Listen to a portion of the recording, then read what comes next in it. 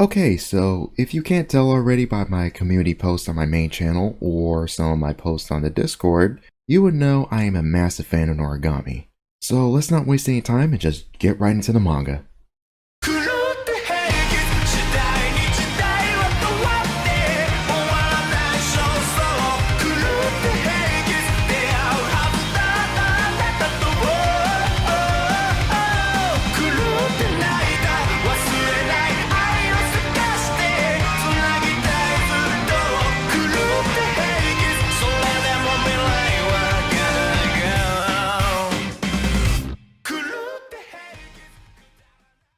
Being someone who loved the anime adaptation of Noragami and its second season Noragami Arigato, you can imagine my, as well as many others, disappointment when it became more and more apparent that a third season won't be coming out.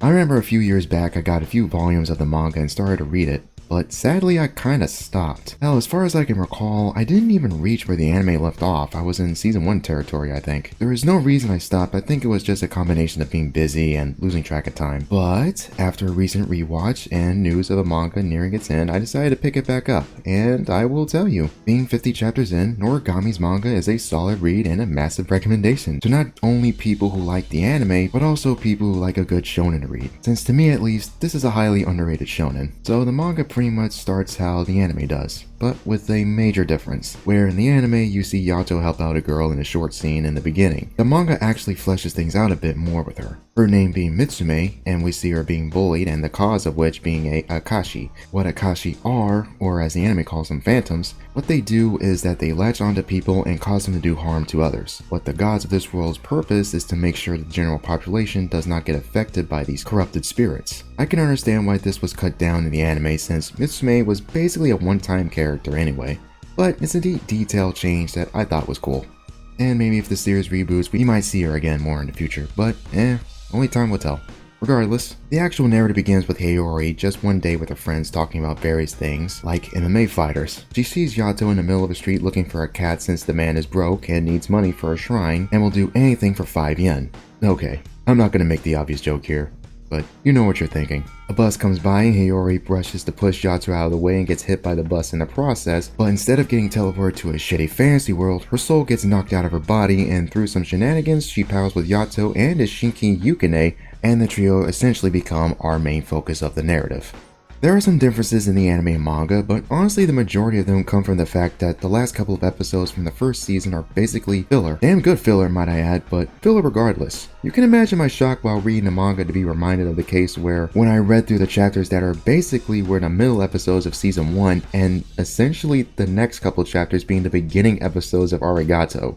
This is not a bad thing, might I add, just something funny, so props to Studio Bones' staff for making a filler story and filler characters that actually felt like they fit within the world. I'm honest to God still shocked. Like, I think I left around episode 7 or episode 6, and then the next couple of chapters were basically the beginning episodes of Arigato. So that's at least a good chunk of that first season is filler. Just a funny thing, honestly. The premise of the world in a way is a merger between something like Bleach and Soul Eater, where you have a society of gods meant to fight corrupt spirits with their Shinki, who are basically ghosts given a task to aiding the gods that help them form new identities. Shinki assist their gods by turning into either a tool or a weapon whenever they are summoned. Also, there are a type of level of the gods that are followed, i.e. if a god is very popular, then they will have a place of luxury, a handful of shrines for their followers to offer prayers, which is the source of their power. An example would be the character Bishamon, who at the beginning is mostly an antagonist but slowly turns into a protagonist. However, this is not really the case for our main guy Yato, who is basically the god equivalent of the bum on the side of the street, which is mostly where the majority of the comedy in the series comes from for the most part. Seeing Yato do pretty much any chore or anything for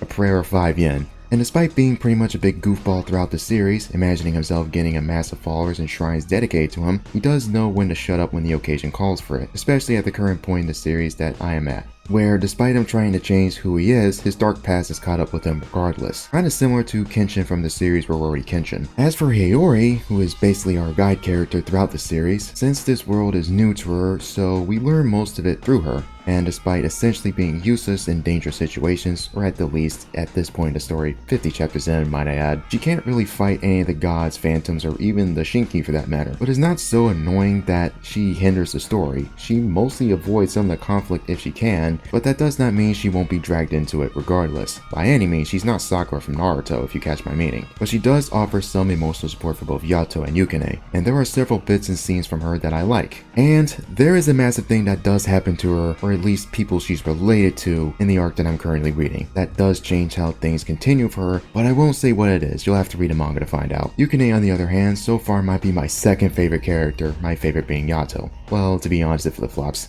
Yato would sometimes be my second, Yukine would be my main favorite. Hell, for a while, Kazuma was my favorite, but who knows, maybe in a month or whatever, when I catch up, my favorite manga character might be like any other character. Hell, it's possible it might be Bishamon, but who knows. Cards are on the table. Back to topic. Yukine's journey to accept his life was one that I thought was pretty good writing-wise. Since he knows he's technically not alive anymore, he can't grow old, he can't have children, and he can't do most things normal people can do. At the start of this series, Yukine bottles up his anger and lashes out on the world. Well, a lot. And I remember when I was watching the anime and that not many people liked his character, myself included. But, and as the story progressed and seeing him break down and say what he hates about being a Shinki, that despite having some feelings for Aoi, he knows he will never grow old with her and inevitably will see her get married and live out her life, while he will remain basically frozen in time, was something that stuck with a lot of people, and seeing him progress in the narrative and seeing his bond with Yato grow as well, as we see him mature in the series, is something that I really like, and it's kind of a twisted of a knife since we know that the anime may not come back. And speaking of which, I hope this is not too much of a tangent, but being where I am right now manga-wise really makes the pain knowing that the anime may not come back at all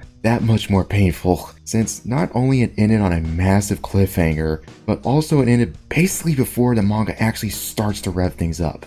I won't say much here, but seeing what could have been adapted had we gotten this season 3 really fucking sucks. And I can tell things are only going to get crazier from where I can see it. The last arc or so that I've read was not just good in its own right, but also clearly sets up future arcs and things to come, regarding the main current big bad and what might happen to certain characters. Something that I have not mentioned yet was how surprisingly dark the series could be at times. Granted, it's not something on the level of Tokyo Ghoul, mind you, in regards to violence, but in regards to what certain characters have gone through or done in their past, again pointing to Yato as a prime example, since Yato in the past and still at where I'm at currently is a god of calamity, meaning that Yato, despite wanting to be a god of good fortune, is still a god whose sole purpose is basically human suffering.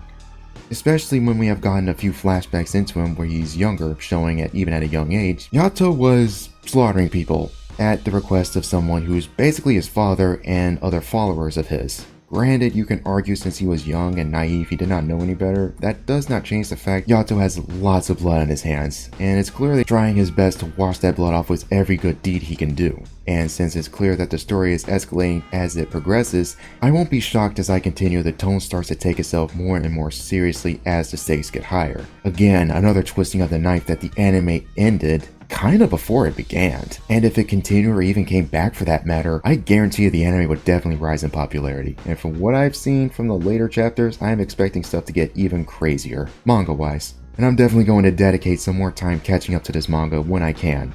And you will definitely see me make a video on it once I finally catch up to the manga, or even when the manga ends, but we shall see.